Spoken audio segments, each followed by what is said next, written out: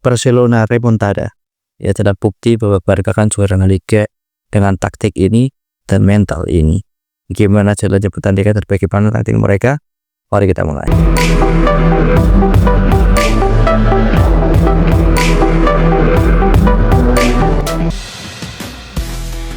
Itulah kondisi ketika mereka tertinggal 1-3 dari Celta Vigo, yang mana Celta Vigo melakukan blok rendah tapi masih menerapkan offside trap untuk mencoba pemain bergaya mobile. Tapi mereka bisa menemukan solusi dengan mental first yang Spartan. Di sini kita harus lihat bahkan Jules Koundé dan Gerard Martin harus benar-benar naik untuk memecah blok rendah Celta Vigo.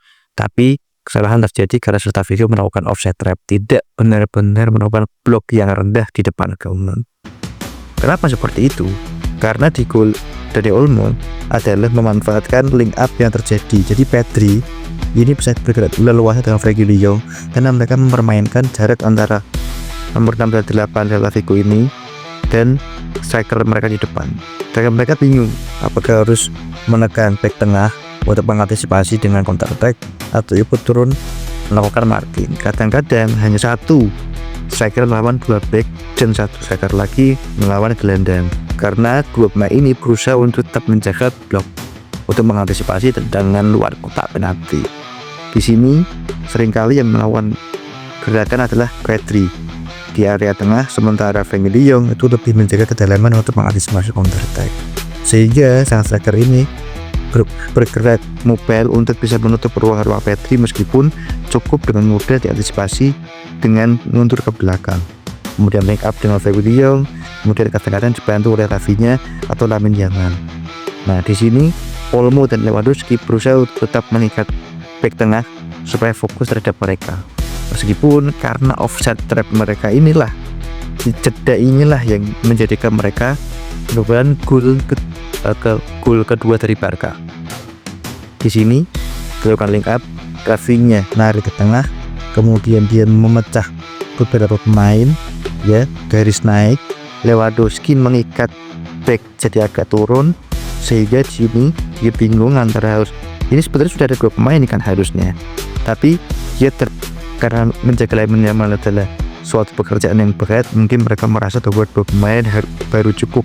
Nah, di sini dia dilakukan link up, kemudian entah kenapa bisa lolos di sini, ya, dia bisa lolos di sini.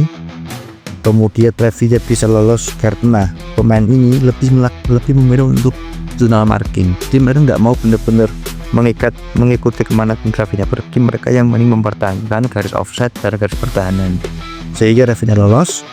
Nah, disinilah yang terjadi, blok ini terpancing ke sini, kemudian dia bisa memanfaatkan back untuk mendorong. Ini adalah posisi yang sebenarnya salah, harusnya dia sejajar seperti ini, karena kalau dia ditekan seperti ini hasil ada ruang yang kosong di sini, sehingga Rafinha bisa melakukan umpan ke sini sebelum Dani Olmo lepas dan menyerahkan bola ke dalam gawang dari Celta Vigo. Kedudukan 3-2. Bola ketiga menurut saya lebih ajaib lagi karena pertahanan Celta Vigo sudah sangat-sangat bagus terhubung bola Olmo tadi, sehingga bola harus diberikan ke Lamine Yamal lagi dan lagi. Nah, Lamine Yamal yang sepanjang babak kedua itu lebih suka switching play atau melakukan umpan silang untuk memindahkan bola ke sisi kiri supaya biasanya di crossing oleh Martin, tapi kali ini melakukan umpan silang yang langsung mengarah ke tengah, sehingga seolah-olah kembali lagi karena dua pemain Celta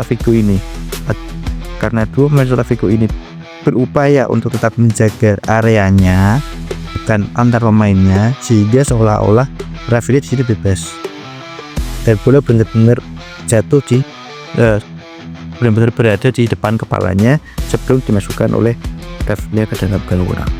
Kedudukan 3-3. Nah, setelah ini dilakukanlah penalti yang cerdik dari Dani Olmo karena dia lagi-lagi, ya, kekuatan Barca di situ adalah switching. Bagaimana tiga pemain ini terus bergerak sehingga mengacaukan pertahanan dari Celta Vigo. Begitu pula dengan Lamine Yamal di sini dan Koundé di sini.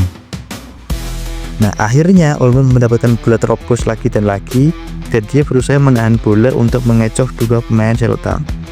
Jadi seolah-olah holding the ball di dalam pertahanan dari Celta Vigo sebelum memanfaatkan kepanikan dari Celta Vigo yang takut untuk di belakang keadaan yang mana berbuah penalti. Jadi itulah kenapa Barca akan menjadi juara musim ini, karena selain taktik mereka juga punya mentalitas yang luar biasa. Bagi saya, selamat untuk Barca, sampai jumpa di live video.